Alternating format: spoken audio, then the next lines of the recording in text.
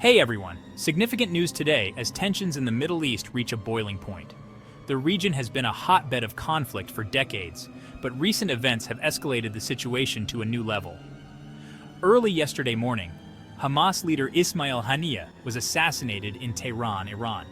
The attack was sudden and caught many by surprise. The strike was widely believed to have been carried out by Israel. Today, Israeli government admits the assassination was carried out by its forces and was planned months in advance. Haniyeh was in Iran attending the presidential inauguration and had just met with Iranian leaders. His presence in Iran was seen as a sign of strengthening ties between Hamas and Iran.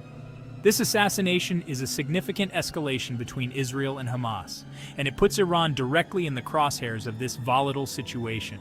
The geopolitical ramifications are immense.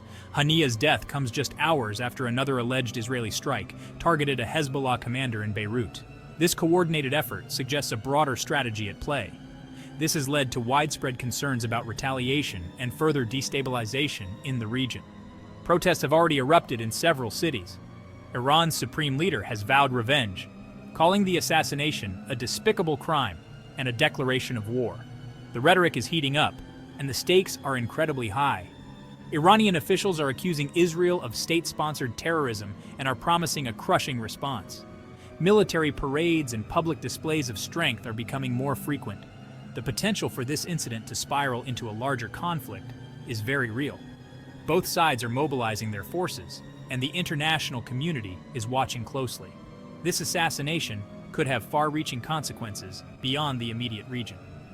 This assassination could derail ongoing ceasefire negotiations in Gaza, and it raises alarms about potential retaliation from Hamas and its allies. The fragile peace process is now in jeopardy. The shadow war between Iran and Israel, already fraught with tension, has just taken a dangerous turn. The border areas are particularly vulnerable to sudden escalations.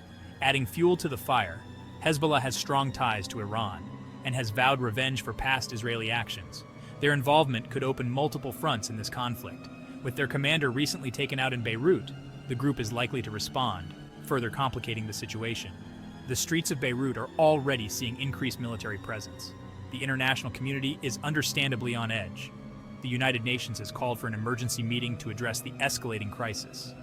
Many countries have reacted with alarm, fearing the possibility of a wider regional conflict. Diplomatic channels are buzzing with activity as leaders seek to de-escalate the situation. The United States has called for restraint and urged all parties to engage in diplomacy. Washington is closely monitoring the situation and is in constant contact with its allies. International diplomats are working around the clock to de-escalate the situation and prevent further violence. Peace talks are being scheduled, but the road ahead is uncertain.